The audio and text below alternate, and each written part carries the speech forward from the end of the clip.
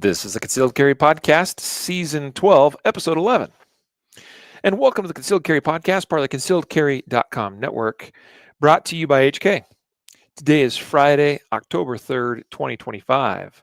As of the moment we are recording this episode, we're glad to have all of you joining us. I am your host, Riley Bowman, joined by co-host Jacob Paulsen. Yeah, that's me. That's my name. It's the dude right there.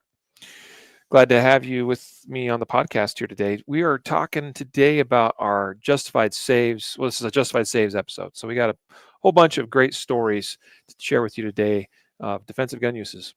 Some doozies. Yeah. Some confusing ones too. Yes, we'll talk our way through those. Detective on this. Yeah. There's probably some assumptions that are going to have to be made about some of these stories. The big thing here is what lessons can we take away from these stories that we can use to make ourselves better, better thinkers, better planners, better decision makers, better defended-minded folks overall. So I'm realizing in the camera here that if I sit up straight, I can be taller than you. Dang it! Now you sat up straight, and now I'm shorter than you again. This is. For a second, I was taller. If someone could screenshot that, that'd be great. Hello, greetings, Joseph. He's watching and joining us from YouTube here. Check out Colorado CRS on using force to stop certain crimes in progress. Yes, we're acquainted with Colorado revised statutes on using force to stop certain crimes in progress. Thank you, Joseph, for checking in. Today's episode, though, first is sponsored by CCW Safe. This is our Justified Saves episode, and therefore we're talking about the use of a gun in defense of life, of saving people from bad things happening to them. Yeah. And that's exactly what you want to have coverage for from CCW Safe. CCWSafe.com is, of course, their website. You can check out their whole lineup of plans that they have available there. We certainly encourage you to do that. Encourage you to even compare them against other competing products in the marketplace. We think that you'll arrive at the same conclusion that we have, which is that CCW Safe is the best player in this space. Jacob, what else do you want to add to that? I think they have the best coverage. I think on paper, just matching them up apples to apples, you can see that they're going to win. That they're the best. Beyond what's on paper, I think that you're also there's a human component to this. Yep. As far as a process and a methodology and a mission, a vision, a deeply held purpose, belief, and passion. And so I think in that regard, CCW Safe really is the clear leader in their space. Agreed. So check out CCW Safe today. Go to ccwsafe.com. Guardian Nation members get a little bit of discount, actually a pretty noticeable discount. So make sure if you're a Guardian Nation member, log into your dashboard area, get the details on that. Yeah, 20% kind of big deal. Yeah, that saves you considerably. So check it out, ccwsafe.com. Also, today's episode brought to you by KSG Armory Holsters. If you gotta be using a gun in defensive, context, it's super critical you get that gun out of a holster in a timely and efficient manner. And a quality holster is a big part of that. I mean, we just got done with the Guardian conference a few weeks ago. Gosh. Did you see some instances of people having issues with holsters? Lots. Yeah, we had a lot of holsters go down. Most of them in the first morning, of course, of the first day. But yeah, no, we had a lot of holsters go down. KSG is not the only quality manufacturer of holster on the market. Yep. There's other great holsters out there, but unfortunately, the problem is there's a ton of crap, and so that's really the issue. Is just making sure you have a quality option. So check out KSG, as it could be the solution that's perfect for you. Yeah, I'll tell you, man. One of my classes, it wasn't even. I don't think it was the first day. No, maybe it was. Yeah, it must have been. I think it was Friday afternoon. So my second session that I was teaching, and I had a gentleman.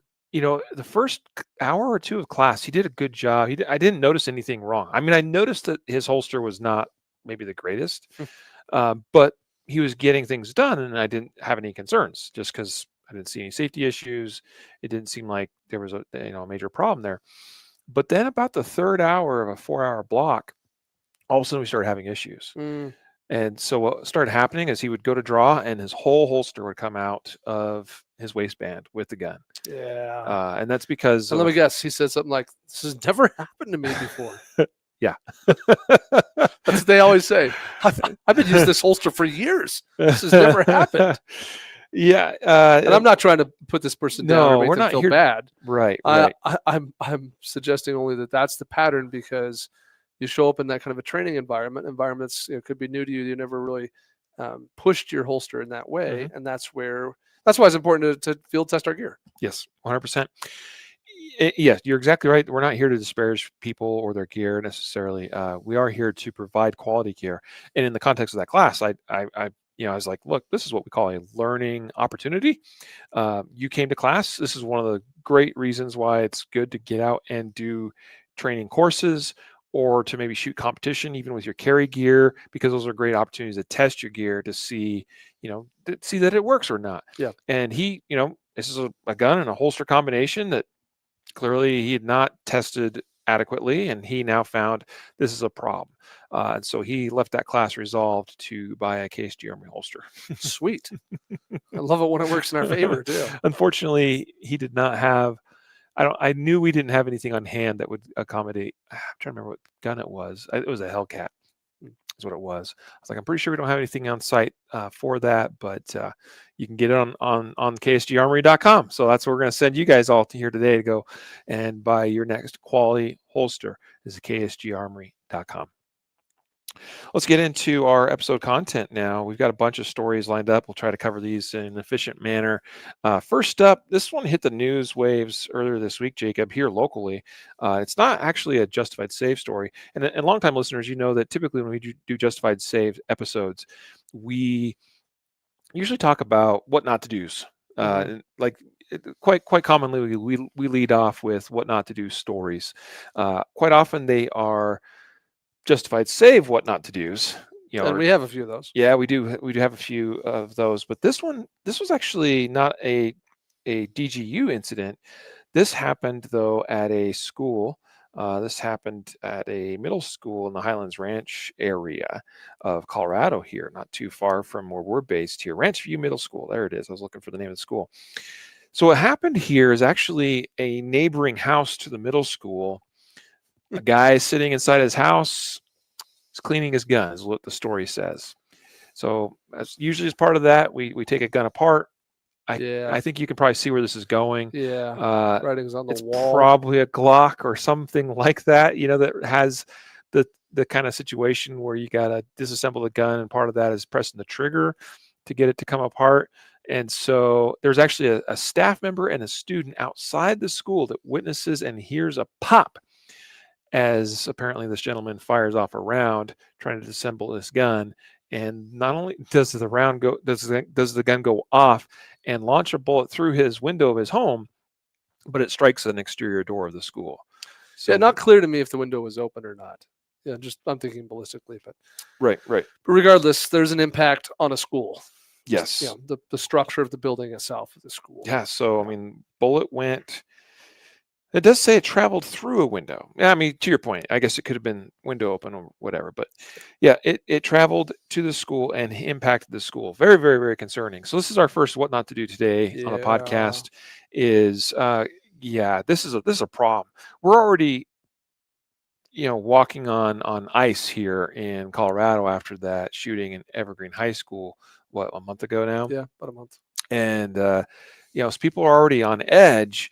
And then you have an incident like this happen. Well, the problem with that is it reflects very poorly on gun owners. We already have a big enough battle as it is, uphill battle in this country, especially in certain states and jurisdictions like where we are in Colorado, trying to make sure we can maintain Second Amendment rights. This kind of thing does not help in that battle. Well, I mean, yes, agreed. But what if someone got shot? Now we got to have that on our conscience too. Yep. And this guy owned it in his defense. Like, cops showed up, he came running out of his house like, it was me, I'm sorry, kind of deal. So that's good. Charges are pending. We'll see if any action is taken against this guy legally. Yeah. But he knew he screwed up, and he did what he could to own that. So I appreciate that. And the rest of us have to learn from his mistakes, right? It's like, okay, well, what might I change about my process, my method, my systems that I have in place to ensure this doesn't happen to me. Right. Yeah. Be safe all the time you're handling a firearm. Maintain the force safety rules at all times.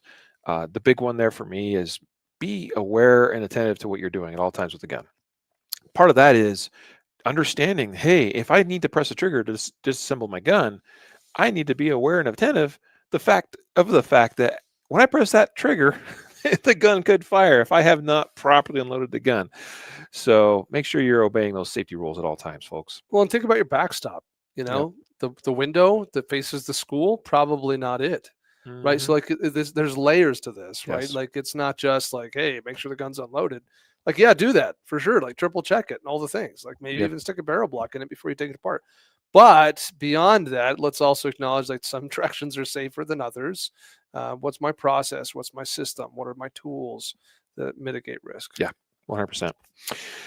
We have a similar story, unfortunately, out of Buckeye, Arizona. Yeah, not with a lot of details on this one. No, but why don't you give us a slow down on this? Can I put this on my Walmart shooting list? Sure. Okay, I wasn't sure if this qualifies. I mean, it's a Walmart. I think Walmart gets more shootings than anyone else. I mean, you know, maybe if we combine all gas stations into a single category, they could beat out Walmart.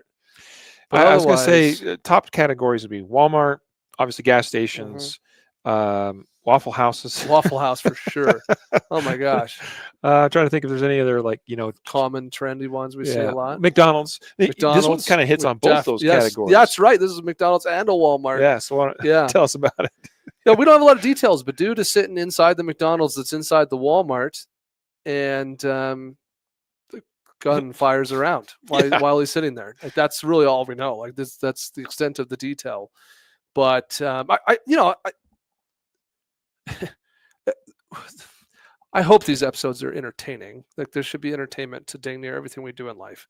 Sure. Because that's what's critical to keep you guys to pay attention. That's what makes it a little bit more enjoyable for us.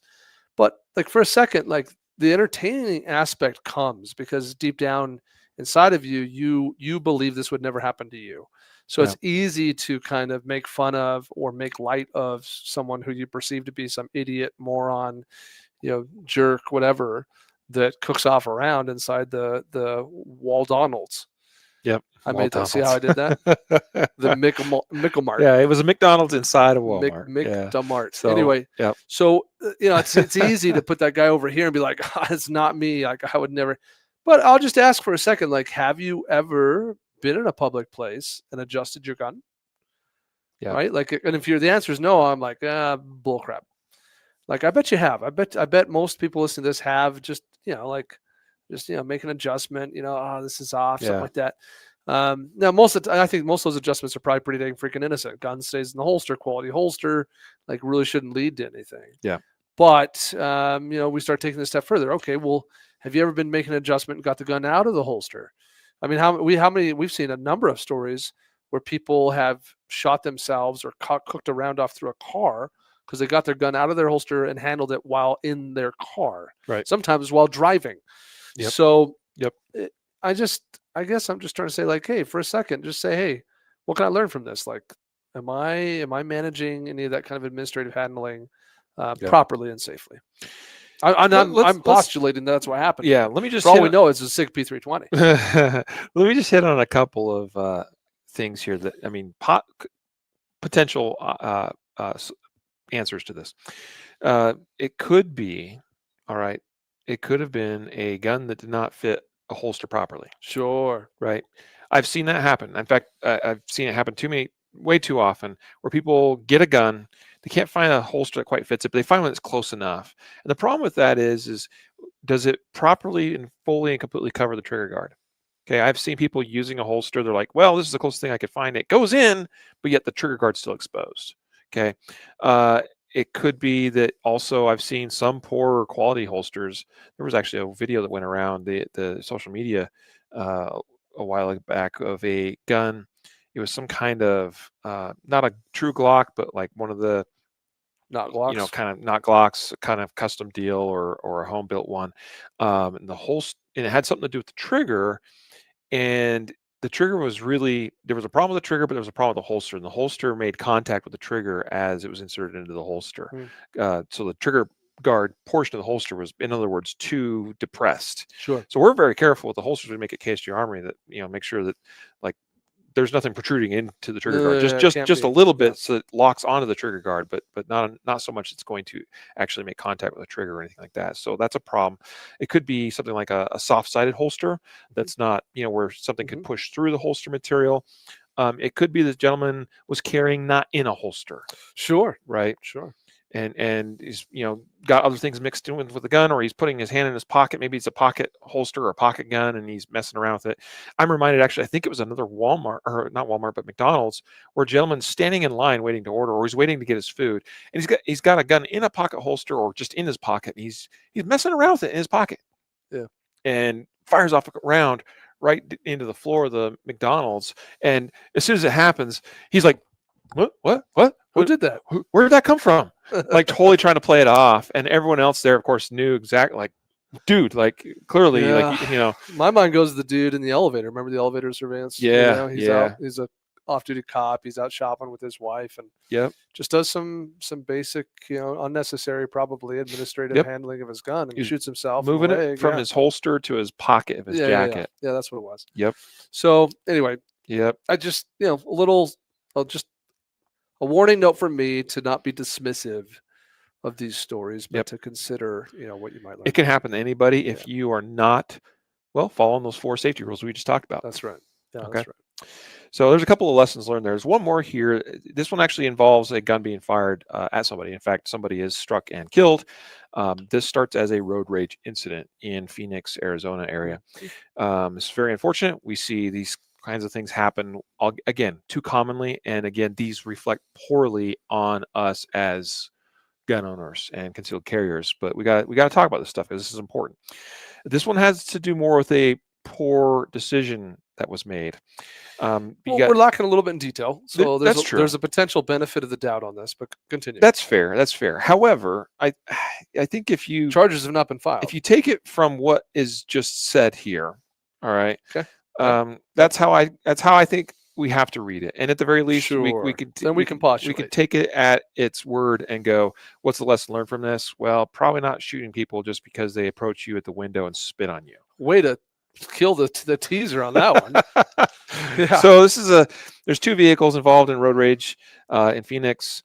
54-year-old man, and I'm not sure how old the woman is, but it's a woman, and they're going back and forth is the way this.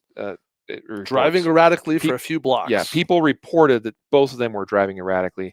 Now, we don't know if there was one or the other that started this, and or if they were both contributors. Because I've seen it happen where someone's just trying to get out of a situation. I've seen it where people go back and forth, and now he's mad, she's mad, and there's no winners in those kinds of situations. But basically, the vehicles got stopped. A man got out of one vehicle, approached the other vehicle. A woman is in that vehicle. And it says here, according to a witness, he spit on her and she shot him. They were basically trying to get in each other's lanes, following each other really close. At first, I thought he got ran over, said another witness, but then he heard a pop coming down the street. The man was shot in the neck. Said there was blood all over the place. He fell to the ground. He died. This guy died. It also says that the woman who shot him said, "I shot him. I'm sorry. He ran up to my car. I was scared. He got in my face. I shot him." Mm-hmm. Yeah, so, that's concerning. Yeah. So take it away. Yeah, that's a red flag, right? Like, there's so many little things. Like, like one thing that stands out to me right away is one of these dumb little details. Like, why was your window down? Mm-hmm. Like, I'm road raging with someone in my mind. I'm like putting myself in her shoes, right? Maybe it could look like it's a 2 to tango thing, but maybe she's truly just trying to get away, and this guy keeps cutting her off, and she's trying to whatever. I don't know. Right. But but some place we get stopped, we're not progressing anymore, and I see him running toward me. Like, my first move would be roll up my window. Yeah. Yep. Right. Like I'm like, window up. Your first line of defense is just to maintain the integrity of the enclosure. Yes. I mean, he didn't have a gun in his. He had nothing in his hands that we know. That we know of, certainly. Right. So, and even her own statement, which, by the way, statements can get you in trouble. Yeah, because she says, "I shot him. I'm sorry." She's apologized. She did it. Some mission like she did something wrong. Yeah. He ran up to my car. I was scared. He got my face. I shot him. So the only thing she's saying is he got in my face. Yeah. Her potential justification is he got in my face. Yeah. And I was scared. So pretty hard to get in someone's face through a glass window. Yeah. So I don't know. I guess I'm harping on this whole window thing, but like roll up the window. We happen to live in a place where there's only a couple months a year that I can just drive around with my window down. I can see it's too hot or it's too cold. Sure. So, I don't know. Yeah, you're talking about basically like right now. Yeah, like where did this happen? It's October. This is Phoenix. Yeah, so pretty warm there. Yeah, I don't know why the windows. But anyway, I'm just saying, like, Yeah. The car is an integral, like, secured fortress against most things. Yeah. Not against a gun, certainly, but against somebody who's scary and running at your car like that. The glass is a pretty good protection system. And I think that we have to acknowledge that. To that point, just real quick, just a quick little sidebar here. People are often surprised how tough auto glass Yeah, is. very tough. Even those side windows, I've seen people hit windows with hammers and they not break multiple crowbars. times. You see officers do this where they whip out their baton and start, and eventually they'll break through, but sometimes it takes 3, 4, 5 hits. So this is not a joke about those windows, being a form of protection to you. No, meant that seriously. Now, if a guy's got a weapon, that's a whole other thing. Or if he's Schwarzenegger. I've seen Schwarzenegger punch through those windows many times. It can happen. If Arnold's charging you, that would change. Or Chuck Norris, But that's something that's really entertaining to watch when you see some videos of altercations involving vehicles where dude gets out and starts like wailing on the window with his fist, like thinking he's gonna bust through it. Ain't busting through it. Super disappointed, super fast, breaking fingers and knuckles. Yeah. Anyway. Yeah. So that's my first thought. My second thought is just pure motive thing, right? Like this pure idea of. It reminds me of another one we covered a year or two ago, where there was a road rage incident and cops get called, and we have the body cam footage of the officer when they interview the supposed victim. Right. And it's actually in an airport where this went down, like in the pickup departure area kind of spot in an airport, where eventually, husband, wife, are cruising around. They end up getting their gun and shooting the guy who's been chasing them and acting erratically. And the most crazy thing about that, and it reminds me of this one we're talking about now, is the law enforcement comes up on the window, you got the body cam, and they truly believed that they were justified. Mm-hmm. Like they weren't high, like, oh no, then we grabbed the gun out of the case and then he came over the window and we shot him. Like they felt like they were the good guys in this whole story. And when the police oh, interesting, great, like please get out, I'm gonna put handcuffs on you. Like the shock in their face was so sincere, like, but we were the good guys. We didn't do anything wrong. Yeah, like how could this? So I think that's the other thing here is there's two potential issues here. It's one or the other. On one hand is she just legitimately believes that I was perfectly justified. Yeah. Like someone gets in your face and you're scared, you can shoot them. Yeah. In which case you have some serious misinformation. That is not how the world works. Or second, just emotion gets the better of you. You make a bad mistake, and then you start saying foolish things to the news media or the police report, and now you are legally screwed. Yep. I don't know if charges are being pressed here, but if I was the DA, right, I'd be like, well, that's a slam dunk. We can win that one. That'll take very little work. Yeah. Yeah. Sorry. So we share these things, to be a lesson for you, regardless of having all the details or not. Like, look at what we do know and go, hey, there's some advisories we can take from this and go, one, I should, not engage in road rage if I can help it. Right. I definitely don't want to be a perpetrator of that or to escalate incidents of road rage, to keep my vehicle, the enclosure of the vehicle intact. Okay. Windows up. If I am involved in something like this, that's my first line of defense. And then don't shoot people because they spit on you or because they get in your face and you get scared. Yeah. And I understand like a lady and maybe he's a large guy and she's a, smaller, maybe even an older lady that feels a little bit more vulnerable, but still you don't get to shoot people just because somebody scares you. Society has agreed that that's not okay. Yeah. I mean, that's what the laws say. So, and to be clear, like you might, if you're listening, it's like, well, that's not cool. Like if I was her, I would have shot him too. Well, then you gotta think of it in terms of tactics. Like tactics, like the decisions you make are all intended to avoid you getting into that moment, the moment when you have to make a questionable decision because you're putting yourself in a vulnerable place where you can no longer control or predict the outcome. Yeah. Right. So yes, like when someone's face is through my window, inches from my face, and they're shouting and spitting on me, and I can't see their hands, and Maybe they're going for something in their pockets. I've now put myself in a situation where I have to make a compromised decision, and that's the problem. It's just like when I don't lock my doors in the house, and someone walks through and walks into the house while I'm sitting on my couch. I've put myself in a semi-compromised position where I have to make a decision without all the information, without time on my side. And in those moments, you're going to make a compromised decision, and sometimes you get lucky in that compromised decision. Sometimes you don't. Yep. So anyway, there's a big lesson here about tactics, and sometimes it's inevitable. You just end up in a bad spot and you have to make a compromised decision. Right. But we see a lot of compromised decisions in these DGUs. We're going to see a couple more here before we're done, where because of a poor decision that was made. In this case, I think simply like lock doors, roll up windows, like that would have been a good decision. But a poor decision or multiple poor decisions was made. Now we're in a situation where we have to make a compromised decision where, we could be making a very bad decision and trying to justify it because of a lack of information we have. Yeah. Yep. 100%.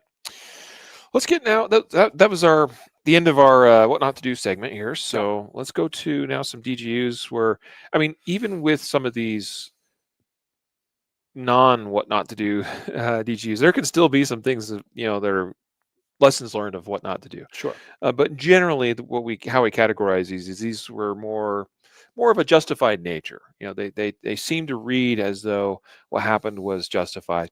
This next story comes to us out of Cumberland, Indiana.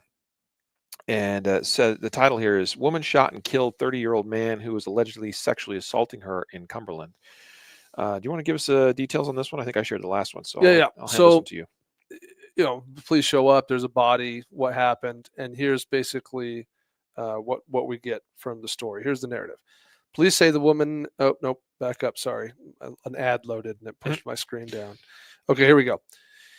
So police say the shooter was a woman who lives in the home where the shooting happened, and said she knew the man who she killed. Now here's where we get to the detail we have. She told police that the bad guy, the BG, was making, quote, unwanted sexual advances toward her, end quote.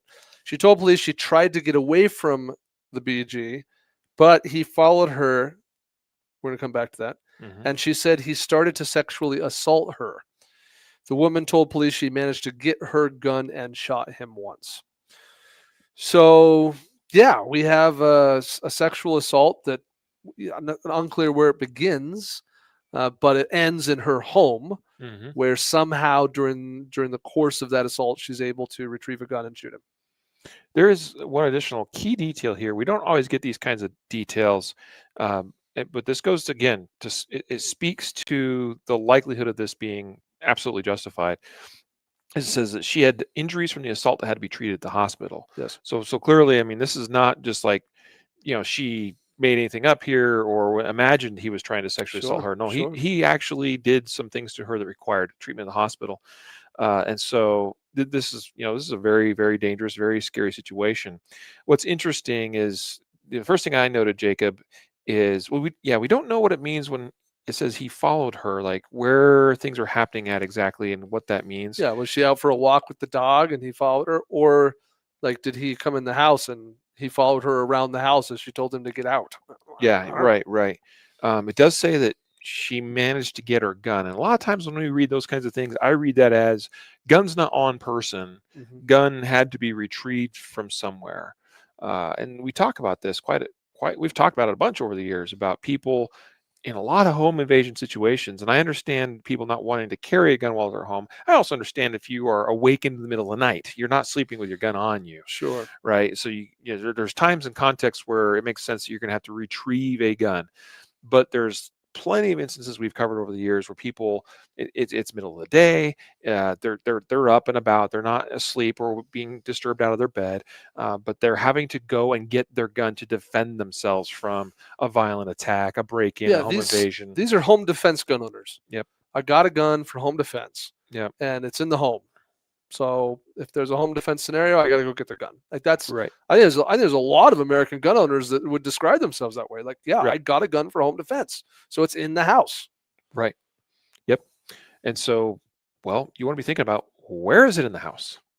How is it stored in the house? Hopefully it's stored safely in terms of preventing unauthorized access, but also in a manner that you can then retrieve it in a timely fashion. Yeah. What about storing multiple guns in multiple locations in the house? Sure. Because, I mean, depending on the size of your house, but even if your house isn't that big, I mean, honestly, my house is not that big and it's pretty simple in its layout. It's still a big difference for me to be in my bedroom versus my living room, and a gun's, in the bedroom, or it's in in a different part of the house where my safe, my big Hmm. safe is, or, Hmm. like, it's still going to take some amount of time for me to get to that gun and retrieve it if it's not on my person, Sure. right? Maybe the home invasion begins as me thinking somebody's just at the door, and I go to the door and I don't have my gun on me, and all of a sudden, oh, this is not what I think it is, and somebody's coming through the door, and where's my gun? So Sure. these are things that you need to be thinking about, planning ahead, and doing so responsibly and safely. Hmm. Yeah, I think it's also about habits and protocol. I mean, we're stepping a little bit outside the story now, and I'm thinking Sure. broadly about home defense. But how am I answering the door, for example? Yeah. How am I, you know, managing, the transition between, parking my car on the street or in the driveway and getting into the house? I think figuring out, what are the systems I have in place? What are my tools? What are my strategies to manage those most vulnerable moments? Yeah. Here, we're lacking some key details about, followed her. And retrieve gun could be I drew it out of my holster, but most likely she's going to some other part of the house to get it. Yep.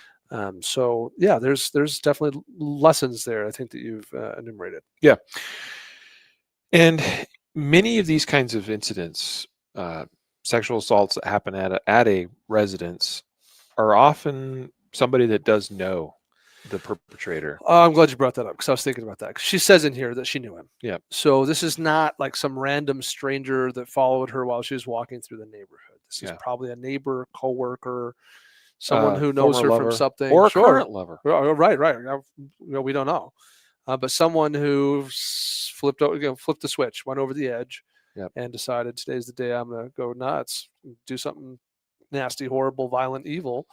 And yeah, so Yeah. today's the day. This is one of the big reasons why I get my dander up, so to speak, when politicians and government leaders put in place gun control related measures that require things like waiting periods on purchasing and obtaining a gun, or having to get certain training before you can purchase and obtain or carry or own a gun, because this is a perfect story of a situation. Like, this could have been something that was already known, Sure. like that there was a pattern of abuse or Yeah. something happening here. Yep. She gets a gun to defend herself, knowing that's a problem, and that may not be able to happen in situations like this, with similar victims out there, if there's gun control laws in place that prevent people being able to exercise those Second Amendment rights. Well, and we know those incidents have happened. I've seen them Absolutely. testify in courts. So, Absolutely. I had blank concern, went and bought gun, couldn't obtain it for X number of days, and while I was waiting, I suffered the attack I knew was coming. Yep. So, those things have happened. Absolutely, it's not okay. Now, this next story is out of Chesterfield County, Virginia.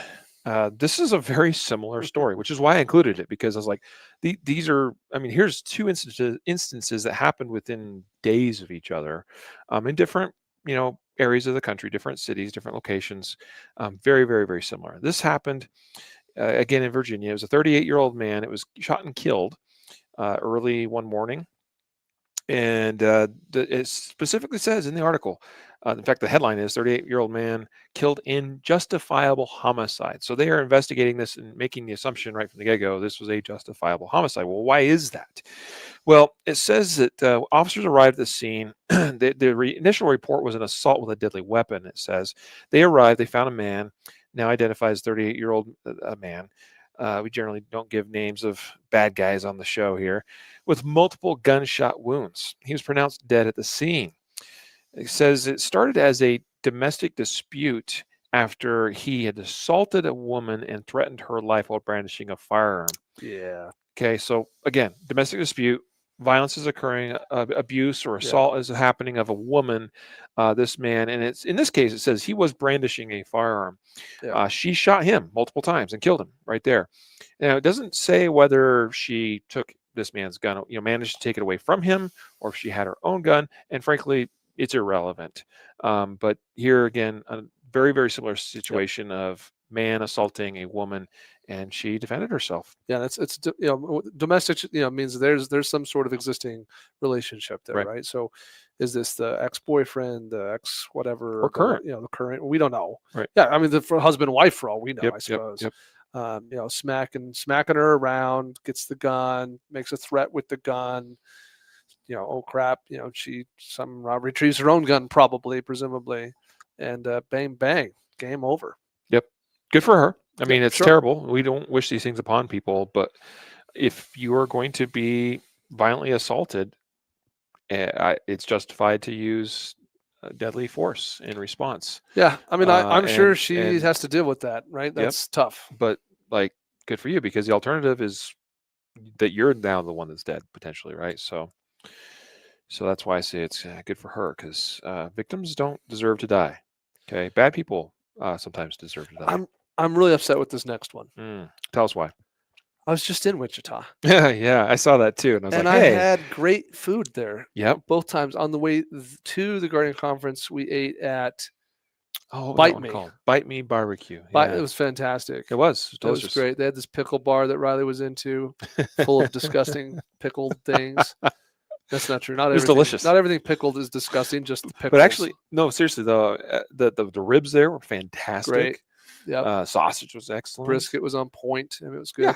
Yeah. The ribs were good. Sausage was good. Yeah. I mean, and then on the way home, I don't know, think you weren't with us that time, but we stopped at another barbecue place in Wichita. Crap. What was the name? And you mentioned the name, and I was like, I think that's one we stopped at several years ago. We did, but during lunch, you see, they have an all-you-can-eat barbecue buffet. First time I've ever seen it in my life. Smoked meat, all-you-can-eat. They had 3 different ribs. They had a honey glazed. Right? They had the St. Louis dry rub. They had a short rib. They had 2 different briskets. They had a lean and a moist. They had hot links. They had They had sirloin, thinly sliced smoked sirloin. Ooh. Yeah, right? Turkey, chicken, mac and cheese, a couple potato salads, a traditional garden salad bar. All you could eat at lunch. It was like $22.99 with drinks. That's amazing. It was unbelievable. Sign me up. Yeah, hold on. I'm going to look this place up, because I feel like I'm we eat at the same place on the way there. I'm speaking as though I didn't eat at the second place, because that's true. Because I was there with my family. We had traveled there to the Guardian Conference. We took a different route home. Unfortunately, B&C barbecue. Yeah. So for those of you in the Wichita area, if you haven't had a B&C or Bite Me barbecue, I don't but go for lunch, get all you can. Okay. So anyway, that's why I'm a little frustrated that this happened in Wichita. I have such a good positive association with Wichita right now, and this is ruining it. But this one is terrible, and probably one of those that's could have been avoidable. This is another one of those. I made some poor decisions, and I put myself in a situation that I didn't necessarily have to be in. And because I'm in that situation, I'm forced now to make some compromised decisions. Yep. Right. So it's hard to, we sit here and we armchair quarterback these situations. But the real tragic part is when it's you had to make some tough calls, but you would not have had to make those tough decisions if you'd made some good decisions in the outset. Right. Right. Well, you haven't given any of the details of this yet, so I guess I'll take the lead on that now. So 2 victims involved here. All right, this is how it's described, but really what it is one of those is the true victim. The other one is a 15-year-old perpetrator of the initial crime. What happened is a 30-year-old homeowner discovered the teenager was outside rummaging through his vehicle. Okay, so that's first lesson learned. I mean, rummaging through vehicle. We've heard this before. Often means vehicles not secured properly in the first place. Now, it could have been they broke in and they're rummaging through. But anyway, point is, teenagers rummaging through this guy's vehicle. He goes outside his home to confront this 15-year-old boy. And upon doing so, the 15-year-old fires a weapon, hitting the homeowner. Yeah, the way it's written in the news story gives me the impression that's hey, what are you doing? Bang. Yep. Right? To me, oh crap, I've been caught, fire now. Yep. The homeowner's hit, just like that. I mean, he could have been out of the fight immediately. However, he is able to return fire, and he hits the 15-year-old suspect. Does say the incident remains under investigation. I mean, it seems like a clear-cut use of deadly force in defense in terms, from the homeowner's perspective. But the problem here and the lessons to be learned are, we've talked about this how many times over the years. Vehicle crime, especially where it's getting stolen, broken into, things are getting stolen from your property. So in other words, property crime in general that happens outside of your home, outside the confines of the walls of your home. It's risky when you get yourself involved by going outside to confront or encounter or try to stop said property crime from occurring. You are dropping the drawbridge and walking out of your castle across the moat into plain open land and saying, what's going on out here? Yes, 100%. I like how you said that. Wow, I did it. I impressed Riley. That's a great way of explaining it. You have your castle, you got your moat, you got the drawbridge up. Things are secure. Yeah, you are safe as can be. People can try to get across the moat. People can try to throw a ladder and get over the wall. They can try to bust through a door, bust through a window. That changes things. But when you are the one that's willingly lowering the drawbridge and going out. Yeah, you're just like, hey, what are you doing out here? Not cool, man. Yep. Leave my horse alone. I'm not going to say you don't have the right to do that. Sure. You absolutely have the right. Yeah. But it's a risky tactical play. And you are the victim of a crime. Like, no question about it. Not cool. Yep. But yes, tactically, you've made some decisions that have put you in a compromised position. Right. And that's what happened here. And it nearly, all we have is they were hit, they were injured. It's entirely possible this homeowner, and we don't have an updated report on this. Yeah, it's entirely possible he could still pass away from his gunshot wound. Yeah, according to the report, they're both in critical condition. Yeah. Right. I mean, and some marksmen, by the way, we don't see a lot of 15-year-old car burglars get this lucky. They do get lucky. They do get lucky. Or maybe it was maybe it was very close quarters. We don't know. If my 15-year-old's breaking into your car, he could probably get you. He can shoot. So. Yeah, he's not 15 anymore, but So yes, the takeaway here is compromised decision, now a compromised position, and now we're in a gunfight. Yeah, we don't want to be in gunfights if we can help it. In this case, now the gunfight was forced upon the homeowner. What started as a property crime now turned into a gunfight that was forced upon homeowner. Homeowner was fortunate in being able to return fire, which probably saved his life at that point. But again, he could still lose his life. As it states, they are both still in critical condition. Or he could have to live the rest of his life knowing he killed a 15-year-old boy. Yeah. Which, I mean, yeah. That has a emotional cost as well, for sure. Let's see here. Oh, this next one. Oh, I am so lost. I'm like reading through it right now, trying to see if I can like sensibly create a narrative in my mind to share with our audience. It is complex. This happened in Phoenix. It's our second story today that was in the Phoenix area. It says here, the headline is, police identify 3 killed in home invasion shooting in South Phoenix.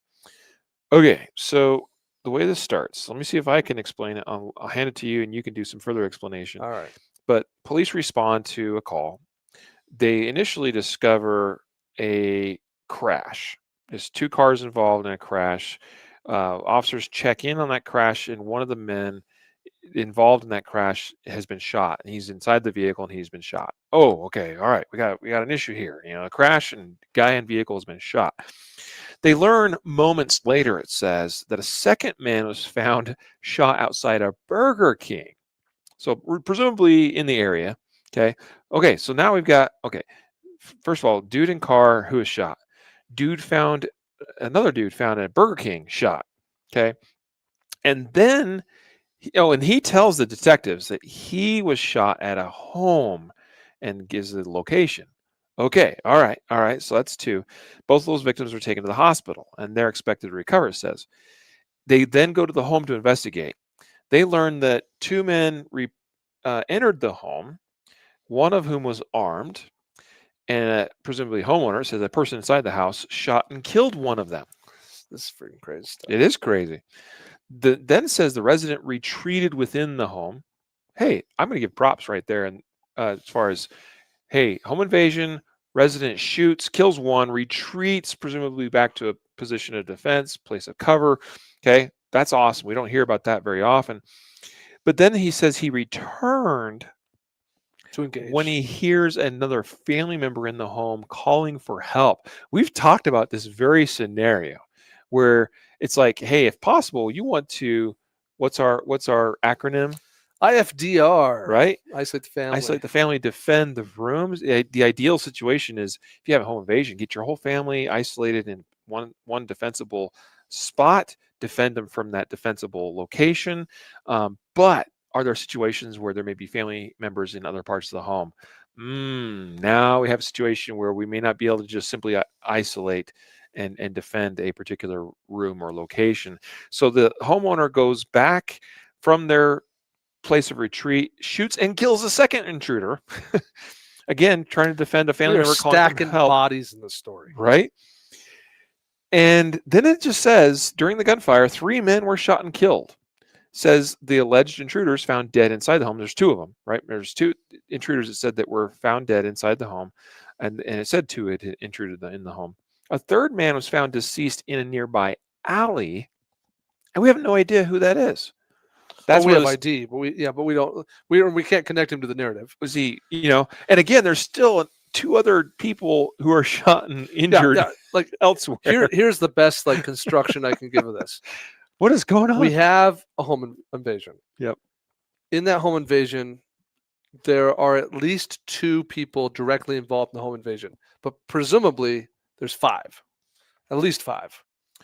Maybe there's 5 or 3 others that the homeowner doesn't know about. Right. Yeah. Right. Maybe the homeowner only saw the 2. The 2 go inside the house, and a couple others are outside the house. Unclear. Presumably, one of these guys is a getaway. But all 5 get shot. So bear in mind that they're not hanging out down the road. Yeah. Like we have 5 presumably BGs who get shot. I mean, this is wild. So let me postulate a theory. 5 BGs go into the house. Homeowner doesn't see them all, but it's like, oh crap, bad guys. Bang, bang, bang, bang. I think I got one. Yep. Okay. Retreat. Oh, I hear screams for help. That sounds like my insert family member title here. Re-engage in the fight. Oh, they're still there. Pop, pop, pop, pop, pop. Another body goes down. They stop shooting back. It's like, I think I got another one. The cops roll up. They're like, we got 2 bodies. It's like, yeah, I think I got both of them. But then they start doing some, connecting some dots. Like, well, we got a 3rd body in the alley, plus that dude who was shot in the car that was in the crash that we drove past. Plus, a little later, we get a report from another guy who's bleeding out in front of a Burger King in town who says that he was shot over here at this address. So we got 5 total people who have been shot, 3 of which are dead and 2 are injured. So this homeowner, I'd love to see the round count, man. We were dispensing some lead in this game. Yeah, I mean, we don't. This is a crazy, wild story. Yeah. Here's a couple lessons that we can take away from this. Quite often, home invasions involve multiple home invaders or intruders. Yes. Okay. Almost always. Be prepared for that. Yeah. Okay. Oh, yes, absolutely. We see 5 may be a high number on average, but 1 is very unlikely. Yeah, I mean, it happens, but we see so many instances where there's multiple threats involved, right? So that's important to know and understand and take away from this. The other thing is just because you think there's only 2 that you see here, there could be others elsewhere. So it's not just that there could be multiple, but it also be prepared for them to be in multiple locations, like completely different locations. Who knows what happened there? It could be, by the way, Jacob, that some of these guys that got shot were shot by their own, bad guys that shot, a fellow bad guy, totally, because they just start, popping off rounds in the direction of the homeowner and get one of their own people. I've wondered, by the way, we don't know this for a fact. I'm reading into this, but it does say in the story that the 3rd man found dead in the alley says that he may have been trying to escape. And initially I read that as home intruder trying to escape, gets shot at some point. We don't know how and when, but then he dies in the alleyway. But remember how there's a family member screaming for help? And it made me think, I don't think this is what happened, but could this be a potential answer? that maybe that's a family member that decided to get out of their It's bedroom, part of the possible. house, Yeah, trying to escape the violence that's taking place. because they're not named You as know, the person found in the alley is not named as a suspect. yeah, In yeah, fact, they're specifically named as a victim. yeah. So yeah, that could be I don't know. maybe we only have 4 intruders and 1 good guy that got shot and died. Yeah, Yeah, but unclear. clearly, I mean, these kinds of situations are and I mean can be and are messy. Yeah. And you got to have a good, solid plan in place of how you're going to defend your family and defend your home. Do you remember the home invasion story we covered where we had security video, and it was a woman, it was the homeowner, and we have 4 or 5 guys in the Hmm. house, and she comes out of a room, Hmm. shooting back, and they all scatter like the Yep. wind, and she follows several of them to the front door, and she's sort of like shooting through the front Yes. door, and then on the camera, unbeknownst to her, another bad guy like runs right past her behind her Yes. out a side Because he was in door, a different and she has room. no idea that he was there the Yep. whole time. Like, so yeah, I Yep. think these things get crazy real fast, and no, I think everything we know about the homeowner's actions seem pretty good. Yeah. I mean, the homeowner, I For think all we was, know, this homeowner knows that they shot and capped 4 dudes. I don't know. yeah. I mean, it seems that it was a justified use of deadly force in defense of a Totally, home and or bullets were family. flying both ways. So, wild, wild, wild story. Wild West, dang Hey, near. we got a question here from a Yeah. live I viewer. actually was going to point that one to you. I think Yeah, this is worth answering. yeah. The hard question is probably no, but the question is, can I put my gun under my pillow while sleeping? I suppose you can. I mean, I don't know of any reason why you can't. It would seem like it's probably perfectly legal. You can. Yeah, I just don't think it's a good idea. Right. And in fact, and I've taken a lot of flack for this. Like, there's a lot of things I've taken flack for. But back in, I don't know, 2018 or something, I did this. We wrote this article. I did this little study where I put a camera on me laying in my bed, and a buzzer would go off, and I'd jump out of the bed. I'd grab a SIRT pistol and I'd shoot a target on that was like taped to the door of my bedroom. And the software was able to measure the time between the buzzer and the impact of the little laser on the target. And I did, probably 40 or 50 iterations of this, but every 7 or so iterations, I'd change the type of staging system for the gun. So in one case, the gun just sitting on the nightstand, and the next I put it in XYZ style of safe, and then this other style of safe, and we're testing different.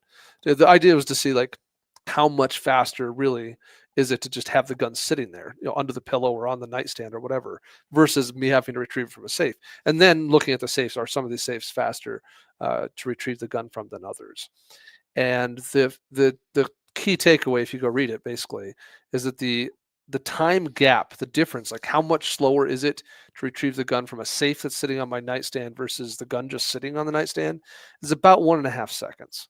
So 1.5 seconds slower to have to retrieve. That was the best case scenario safe. Some safes were much slower than that, Mhm. but the best case scenario safe was 1.5 seconds slower than the gun just sitting right there on my nightstand. Yep. So to each their own. You have to make some decisions about those kinds of things. For me, I'm happy.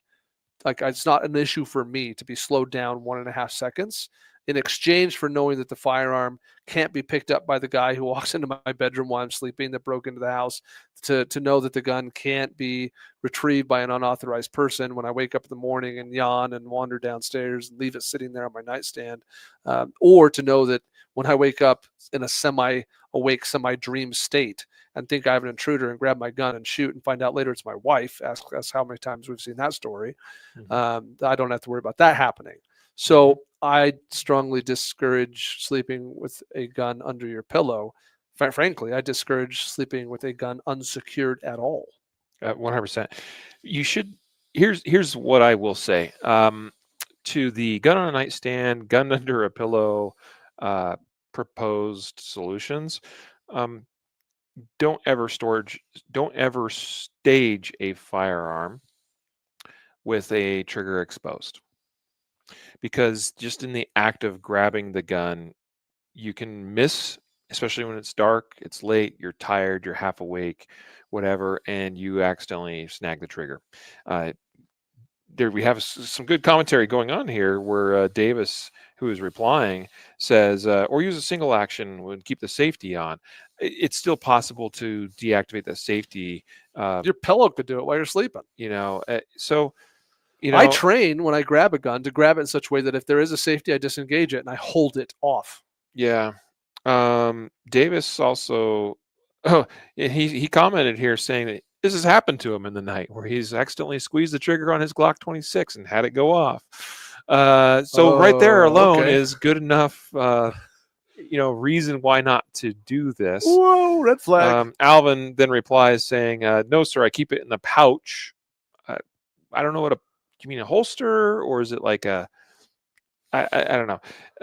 But you say you don't trust it without the pouch being under your pillow. Okay, at least you're doing something. Here's the thing, man. We really recommend staging a firearm in a quick access vault, a pistol vault.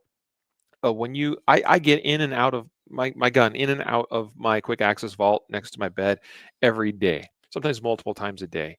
I am so practiced in doing that. It doesn't take me long at all. And I am not concerned about the amount of time it takes to do so. In fact, what I am concerned about is me being awakened in the night and reacting to something so quickly before I can actually start thinking with a clear mind. And the couple of seconds it takes for me to roll out of the bed, enter in my code in my quick access vault, and retrieve my gun, it at least is some amount of time where I can start thinking clearly about what's going on and how I'm going to respond to it. It's forcing cognition. 100%.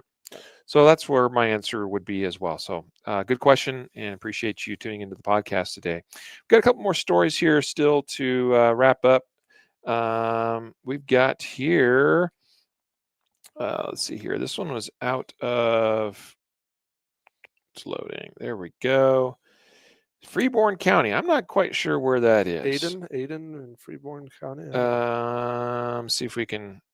Minnesota. This is in Minnesota. Freeborn County Sheriff's Office is the reporting agency. I think it's Alden, Alden. Oh, that's an Minnesota. L. Okay, so this is we've had a couple of interesting stories today that involve people that knew each other. Okay, this is another one. It's a little bit different context than the earlier sexual assaults, but this says here, Sheriff's Office releases names of man killed, others injured in rural Alden. Basically, what sounds like happened here is you have a couple of elderly or senior citizen parents with an adult son that lives at home with them, and another adult son that has some kind of protection order against him. Restraining order. Yeah, he's not supposed to be there. He's not supposed to show up there. He's supposed to keep away from his parents, his family, his brother. There's some kind of history here, is what it would seem. Okay, by nature of that. Okay, so wait, it does say something about the restraining order having expired against the brother. Oh, okay. But it doesn't say that was the case with regards restraining to orders prevented him from being at the residence or having contact with his parents. A previous harassment restraining order preventing him from having contact with his brother is expired. Yeah. He also has 2 outstanding arrest warrants. Yes. For violation of these restraining orders against his parents. Okay, I'm following now. Yeah, so there is a history here, history of violence, of restraining orders not working, a history of restraining orders, a history of violating those restraining orders. Basically, what happens here is this son, again, he's an adult son. I mean, he's 40 something years old. He goes to his parents' house when he's not supposed to. He apparently attacks his family. Again, there's his parents involved and a brother. All three, meaning mom, dad, and brother, have to be treated from injuries as a result of this altercation with this brother, this son. It says the parents were injured with blunt force injuries. The brother also received injuries. One of them, I'm not sure if it says actually who, Jacob, but somebody in that home shot the brother, violating the protective order. Unclear. Found with gunshot wounds to the chest. Yep. So, and he's shot and killed. Okay, it's a sad, tragic story. He was beating others with a steel pipe. Yeah. Again, the blunt force injuries. And he was believed to his last known residence was outside the state. So this is probably not something you really see comments like, we don't think he's around. He's gone now. Been a rough, 10, 20, 30, whatever years. And all of a sudden he shows up with a pipe. If a restraining order is still in effect, it's probably not been that long. It's been a rough while. Yeah. But we currently believe he's out of state. Yeah. And then he shows up with a pipe and starts beating everyone. Yeah. I mean, so This is again, this is a troubled individual. Clearly, has a history with his family.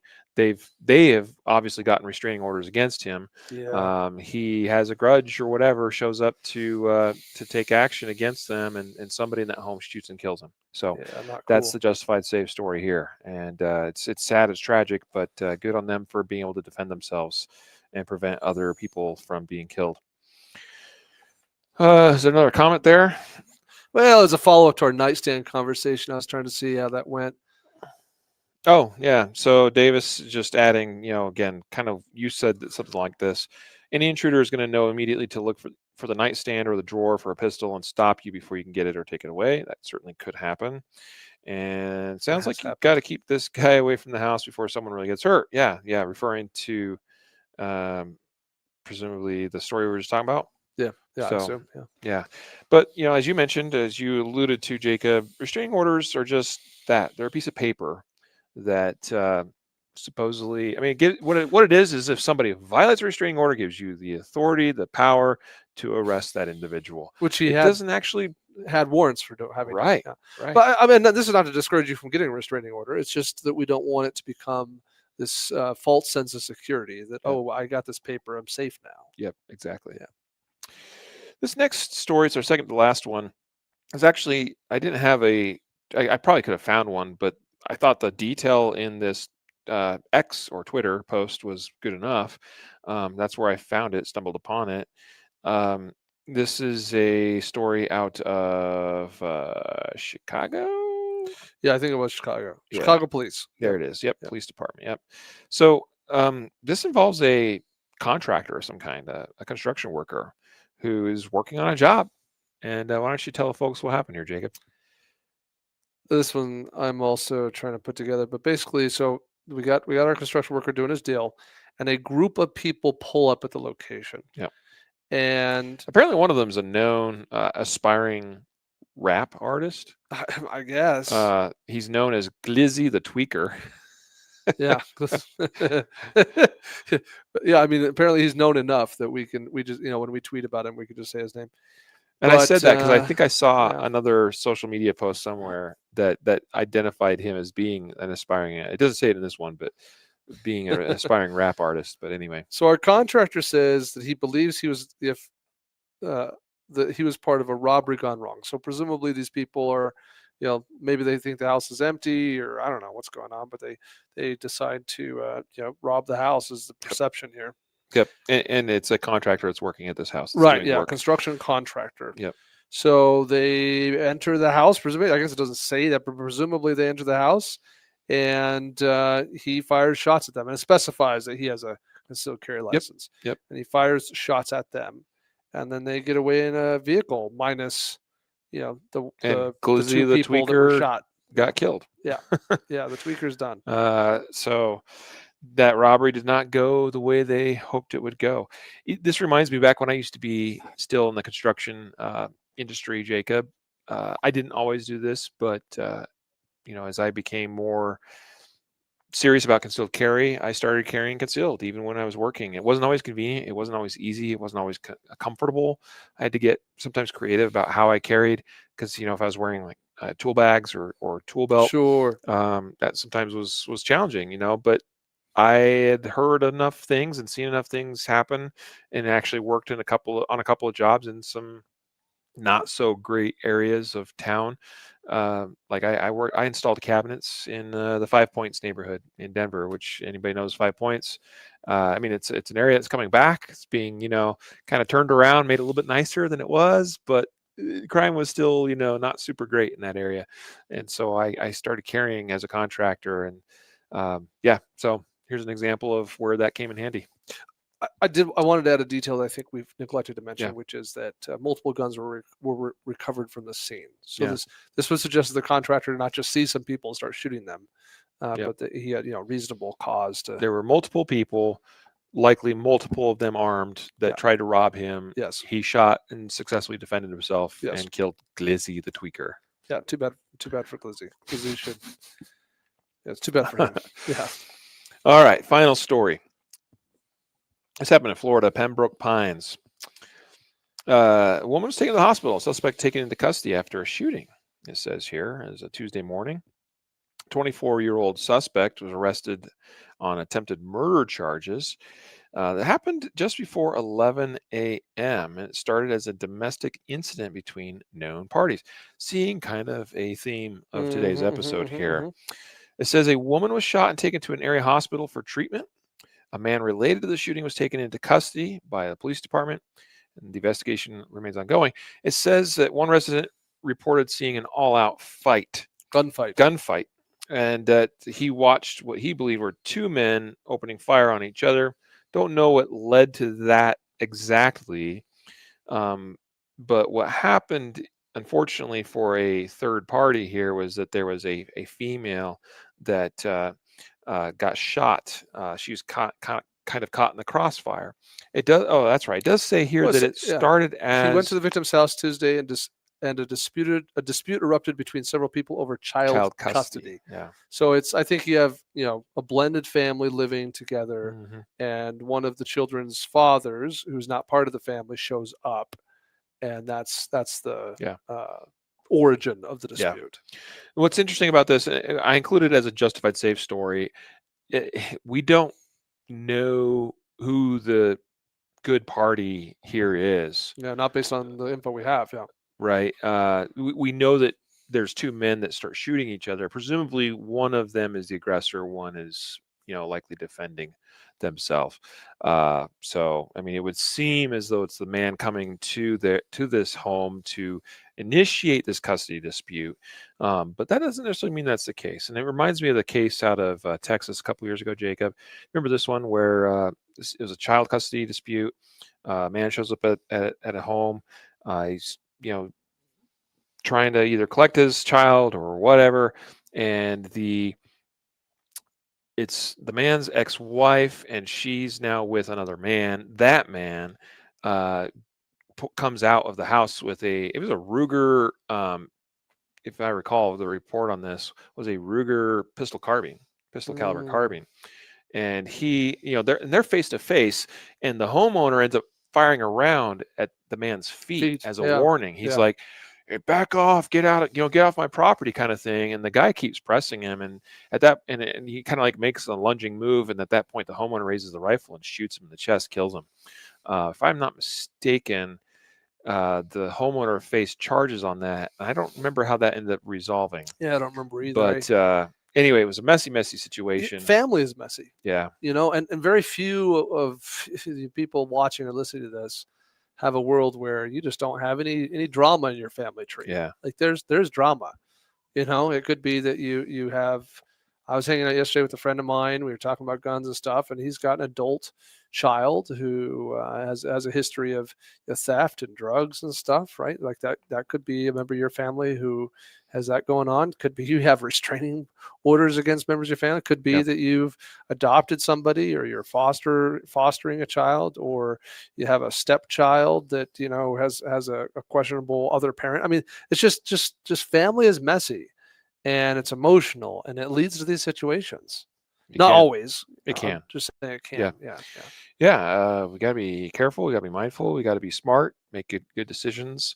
And in situations like this, I know it's tough. I've been there as a third party. Growing up, I came from a blended family. Sure. And there were some custody challenges involving a stepsister of mine, and that wasn't always, it wasn't easy. Unfortunately, nothing like this happened, obviously, but emotions can run high, and you gotta keep your head about yourself, keep your wits about yourself, allow attorneys and courts to do their job, because trying to solve problems yourself where emotions run high is where things can get sticky really fast.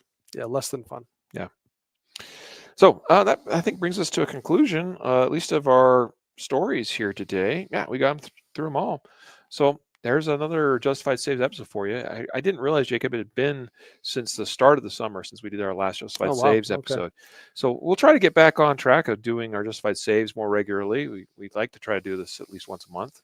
There's generally no shortage of stories to cover. That's not the problem. Yeah. So just a matter of making sure we organize those episodes and put them together for you. Hopefully you guys enjoy them and get something out of them. Let us know if that's the case. You're always welcome to email us, podcast@concealedcarry.com, to let us know how we're doing with the podcast, to ask any questions you may have. We're always still open to taking questions. It seems like, that kind of comes and goes sometimes, where we get maybe a couple of emails back to back and then go months and don't hear from people sometimes. We definitely are interested in your questions.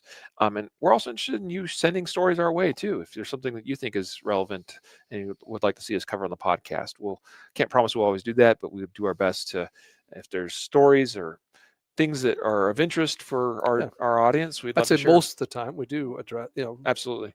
that content does make its way into the podcast. Absolutely. So feel free, again, hit us up, podcast@concealedcarry.com.